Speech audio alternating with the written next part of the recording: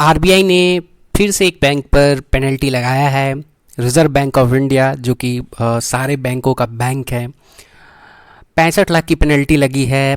Bank का नाम है एपी महेश कोऑपरेटिव बैंक। जानते हैं डिटेल्स, आगे इस वीडियो में बने रहें। अगर इस चैनल पे आप नए हैं तो प्लीज़ सब्सक्राइब कर लें ताकि हर नई अपडेट में आपको एक नई वीडियो सुनने को मिले। तो चलिए शुरू करते हैं।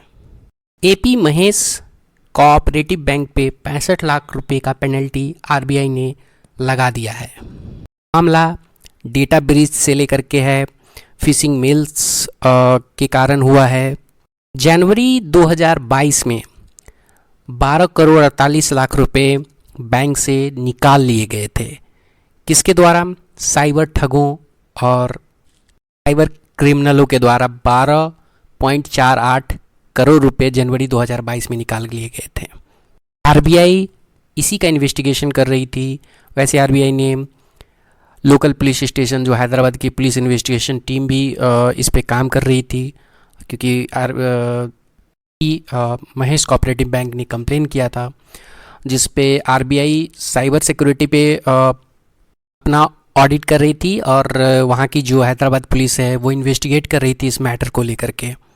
बाद में जाकर के एक्चुअल में ये पता चला कि हैकर्स ने एक मेल बैंकिंग सिस्टम में भेजा, जो कि फिशिंग मेल्स बैंकिंग सिस्टम में भेजा, और उस मेल पे क्लिक करने के बाद जो मेल बैंकिंग सिस्टम में भेजा गया, बैंक कर्मचारियों ने उस मेल पे क्लिक किया और जिसके बाद क्या हुआ कि 12.48 करोड़ रुपए वहाँ से निकाल लिए गए साइबर ठगों द्वारा।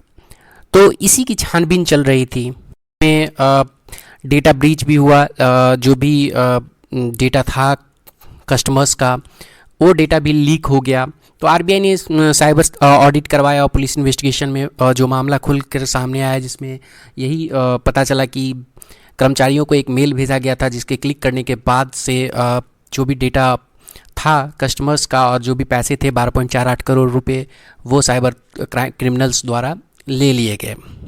इसी संबंध में आरबीआई ने 65 लाख रुपए का पेनल्टी लगाया और उन बैंकों के लिए भी वो चेतावनी दी कि आपको अगर किसी कस्टमर्स के डेटा और पैसे की वैल्यू करनी चाहिए, आपको साइबर सिक्योरिटी, जो कि अभी के समय में बहुत ही महत्वपूर्ण है। इवन कस्टमर्स से अगर साइबर क्रिमिनल द्वारा पैसे ले लिए जाते हैं, वो अलग एक मैटर होता है कि कस्टमर चलो समझदार नहीं था, ओटीपी दे दिया, शेयर कर दिया या नहीं दिया, या उसका फ़ोन हैक हो गया, एक अलग मैटर है।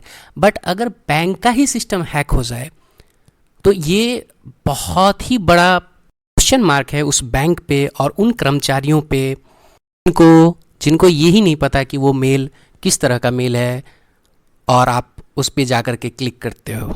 ये पहली बार है जब आरबीआई ने पेनल्टी लगाई है इस बैंक पे, और इवन चेतावनी बाकी बैंकों को भी दे रखा है। आप ये समझ लो कि पूरा का पूरा जो बैंकिंग नेटवर्क था ना, वो साइबर क्रिमिनलों के हाथ में चला गया था। इस तरीके का मैलिशियस मेल, ईमेल जो था वो फॉरवर्ड किया गया था बैंकिंग एम्प्लॉय को, और कस्टमर का डेटा भी कंप्रोमाइज्ड हुआ वहाँ पे। तो आप इस तरह से ताक पे नहीं लगा सकते आप कस्टमर्स के पैसे को और उसके डेटा को। ये बहुत ही इम्पोर्टेंट चीज़ होता है और ये नेग्लिजेंस ही सबसे बड़ा कारण है इस बैंक के लिए। हैदराबाद पुलिस कमिश्नर सीवी आनंद ने आरबीआई गवर्नर के साथ इस मैटर को डिस्कस किया और लास्टली उन्होंने ये भी रिक्वेस्ट किया कि सस्पेंड कर दो इस बैंक के लाइसेंस को, जो ऑपरेटिंग लाइसेंस है उसको सस्पेंड कर दो अगर आपने कस्टमर का डेटा इस तरह ही लीक करवाना है तो।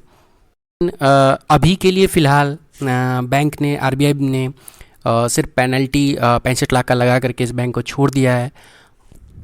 लेकिन अगर आगे से फिर से इस तरह की चीज़ें होती हैं तो मैं तो यही समझता हूँ कि ऐसे बैंकों के साथ सख्त कार्रवाई की जाए और साथ ही उसके लाइसेंस को भी रद्द कर दिया जाए।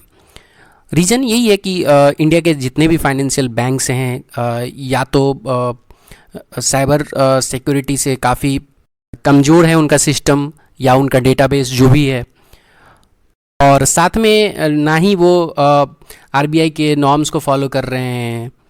जो बड़े बैंक्स हैं उनके लिए ऐसा कुछ खास है नहीं, उनके सिस्टम्स काफ़ी ज़्यादा सिक्योर्ड हैं बाकी बट छोटे छोटे जितने भी बैंक्स, कोऑपरेटिव बैंक्स हो गए जितने भी, उन सभी बैंक्स के लिए ये बहुत ही शर्मिंदगी वाली बात है कि उनके सिस्टम और डेटाबेस इतने कमज़ोर हैं कि आप एक फ़िशिंग मेल के द्वारा, या वहाँ के एम्प्लॉय इतने ज़्यादा अवेयर नहीं है कि एक मेल के द्वारा आप पूरे के पूरे डेटा को इस तरह ताक पे आप लगा दो। Thank you so much for this watching this video and अगर आपने सब्सक्राइब नहीं किया तो प्लीज़ सब्सक्राइब कर लीजिए इस चैनल को। धन्यवाद।